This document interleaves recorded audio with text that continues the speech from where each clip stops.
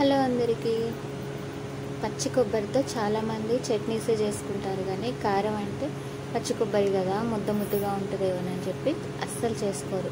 కానీ పచ్చి కొబ్బరితోటి కారపొడి చాలా బాగుంటుంది, ఒకసారి ట్రై చేయండి.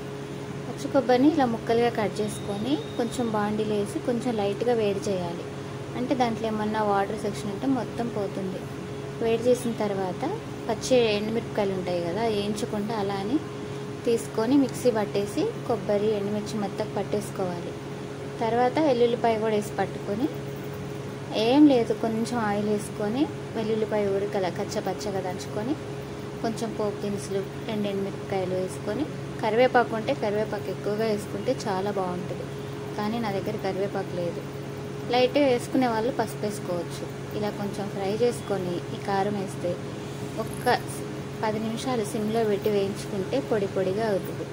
ఇది ఏదన్నా ఫ్రైలోకి వాడుకోవాలనుకుంటే కొంచెం ఆయిల్ వేసుకొని ఈ పోపు దినుసులు ఇవన్నీ ఏం వాడకుండా కొంచెం లైట్గా ఆయిల్లో ఫ్రై చేస్తే సరిపోద్ది. మనకు టిఫిన్లోకి అన్నంలోకి కావాలనుకుంటే ఇలా ట్రై చేయండి. వీడియో నచ్చితే ఒక లైక్ చేయండి.